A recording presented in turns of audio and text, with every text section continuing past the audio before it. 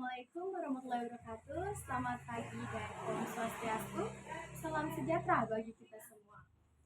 Baik, izinkan saya untuk memperkenalkan diri. Nama saya Kamil Wandari dengan NIM A50125100020.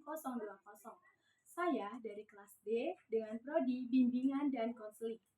Baik, pada kesempatan kali ini saya akan melakukan wawancara mengenai pendidikan sepanjang hayat. Di sebelah saya sudah ada seorang ibu yang dimana ia merupakan seorang pekerja di Dinas Pendidikan Kota Palu sebagai pengawas di Taman Kanak-kanak. Baik Ibu, apakah Ibu siap untuk saya wawancarai? Iya, Baik Ibu, terima kasih atas waktunya dan saya persilakan untuk memperkenalkan diri. oke, terima kasih. Baik, kenalkan nama saya Femi Yakoba. Usia saya sekarang 54 tahun, jenis kelamin perempuan. Kemudian pekerjaan saya adalah sebagai seorang pengawas taman kanak-kanak di wilayah Kota Palu. Kemudian latar belakang pendidikan saya, sarjana S1-nya pendidikan PAUD dan S2-nya jurusan Bahasa Indonesia. Oke, terima kasih. Baik Ibu, terima kasih. Nah, untuk beberapa waktu ke depan, saya akan mengajukan beberapa pertanyaan kepada Ibu. Pertanyaan pertama, menurut Ibu, mengapa pendidikan sepanjang hayat penting bagi individu maupun masyarakat? Ya, baik. Nah, kalau menurut saya, pendidikan sepanjang hayat itu bagi individu atau masyarakat itu sangat penting ya. Karena dengan adanya perubahan-perubahan yang terjadi, bahkan perkembangan-perkembangan yang semakin meningkat, apalagi di bagian ya termasuk IT ya, internet itu. Jadi mau tak mau kita harus mengupdate diri ya, meningkatkan kompetensi diri dengan cara belajar. Istilahnya orang bilang mengejar bola ya. Kita tidak boleh diam di tempat, tapi kita harus terus maju. Belajar sekarang sudah gampang ya, karena adanya internet kita dipermudah. Apalagi yang memegang Android itu paling enak sekali ya, bisa belajar dari Google, Om Google. Oke, mungkin itu saja ya. Baik, terima kasih Ibu atas jawabannya. Nah, pertanyaan selanjutnya, apakah Ibu pernah mengikuti kegiatan belajar di luar jalur formal, yaitu seperti kursus, pelatihan, seminar, dan lain-lain? Apa Ya, motivasi Ibu? oke. Terima kasih. Ya, kalau untuk mengikuti pelatihan atau kursus ya pernah. Salah satunya saya pernah mengikuti kursus untuk belajar IT. Nah, itu sangat bermanfaat untuk saya ya. Untuk dalam tugas saya bisa melakukan segala sesuatu, melakukan tugas saya dengan secara mandiri karena saya bisa mengoperasikan laptop ya. Seperti itu ada gunanya untuk saya. Kemudian kalau untuk pelatihan yang lain yang berhubungan dengan pendidikan, tentu untuk menambah kompetensi saya sebagai seorang pengawas di dalam melakukan tugas saya pendampingan di taman kanak-kanak ya. Tentunya kita harus update diri, harus meningkat kompetensinya seperti itu. Jadi itu sangat bagus sekali kita menambah ilmu di dalam pelatihan atau kursus-kursus. Oke. Baik Ibu, terima kasih atas jawabannya. Nah, Ya. pertanyaan ketiga, bagaimana pendidikan non formal atau informal memberi manfaat dalam kehidupan Ibu? Ya, kalau pendidikan non formal atau informal itu sangat bermanfaat tentunya ya, dari banyak hal yang kita tidak pernah tahu, tetapi dengan adanya pendidikan baik non formal atau informal itu dia, maka di situ kita akan mendapatkan pengetahuan yang baru yang mungkin selama ini kita tidak tahu. Dengan pendidikan itu kita mendapatkan ilmu lagi yang terupdate. Oke. Baik Ibu, pertanyaan yang keempat, bagaimana pendidikan sepanjang hayat dapat diterapkan dalam kehidupan sehari-hari?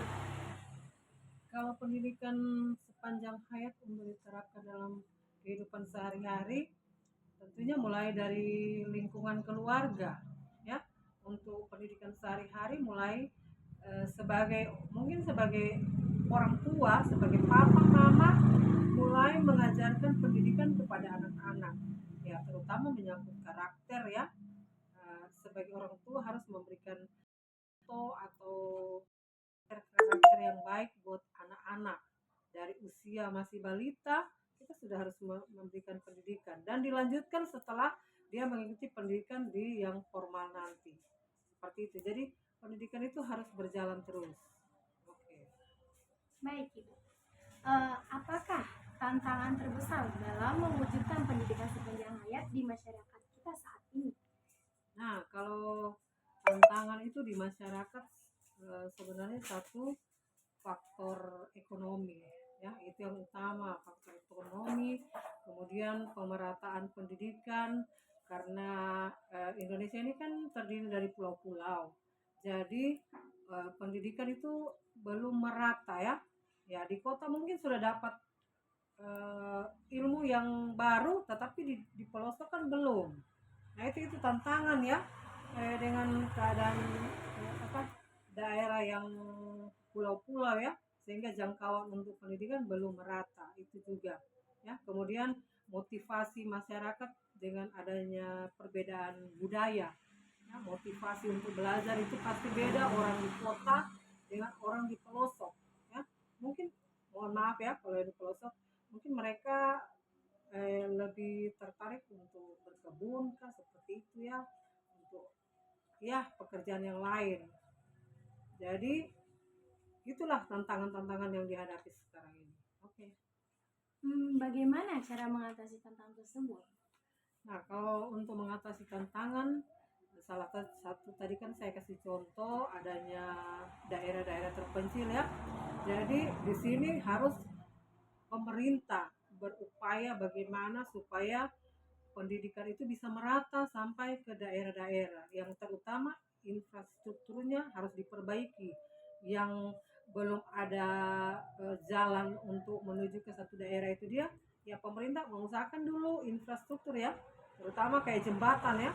Nah, pembuatan jalan, jembatan supaya lebih lancar untuk masuknya pendidikan di daerah-daerah terpencil. Kayak itu contoh ya, salah satu ya caranya untuk mengatasi tantangan. Kemudian kalau untuk mereka yang belum punya motivasi untuk ya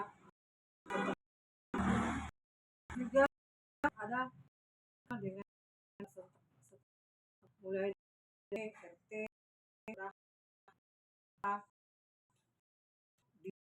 di bagaimana pastikan supaya itu punya untuk mau belajar gitu ya. Baik, Ibu. Apa harapan Ibu terkembang Indonesia? Sebagai orang pengawas pendidikan sangat sekali bahwa pendidikan yang hayat ini terus berjalan, karena kalau masyarakat Indonesia tidak mendapatkan pendidikan secara maksimal maka akan tertinggal dengan negara-negara yang lain. Untuk itu harus ada kerjasama yang baik dari semua pihak supaya pendidikan sepanjang hayat ini akan terus disosialisasikan dan semakin banyak peminat atau punya minat untuk mau belajar. Nah, seperti itu. Nah, yang terakhir, apa Ibu bagi siswa sebagai mahasiswa dari saya dalam menjalankan pendidikan sepanjang hayat? Nah, saya sebagai ibu dan juga sebagai pengawas tentunya punya harapan buat adik mahasiswa ya yang sementara kuliah di Universitas Tadulako. Aku berharap kalianlah ada yang menjadi generasi penerus ya untuk pendidikan sepanjang hayat ini agar terus berjalan. Nah, kalian inilah yang akan sebagai pelopor untuk ke depan ya, untuk memacu teman-teman, bahkan anak-anak yang di usia yang masih di bawah ya, untuk mensosialisasikan bagaimana supaya semua termotivasi untuk belajar. Dan tentunya adik sendiri harus terus meningkatkan kompetensi dan mau meningkatkan perubahan, banyak belajar, istilahnya mengejar bola ya, untuk tidak terbatas dengan ilmu yang didapat di universitas, tetapi mau mengembangkan dirinya dengan belajar dari berbagai hal ya. Yang paling mudah sekarang adalah melalui internet. Itu paling gampang untuk meningkatkan kompetensi. Oke, semoga menjadi mahasiswa yang baik dan mendapat nilai yang terbaik. Amin. Terima kasih Ibu. Baik Ibu, terima kasih atas jawaban dari pertanyaan-pertanyaan yang telah saya sampaikan serta kesempatan yang sangat berarti bagi saya. Ya. Sekian wawancara yang dapat saya lakukan, baik untuk salah kata, baik yang dilakukan secara sengaja maupun tidak sengaja. Saya ucapkan mohon maaf dan saya akhiri dengan wassalamualaikum warahmatullahi wabarakatuh. Selamat siang. Om Santi Santi. Terima kasih.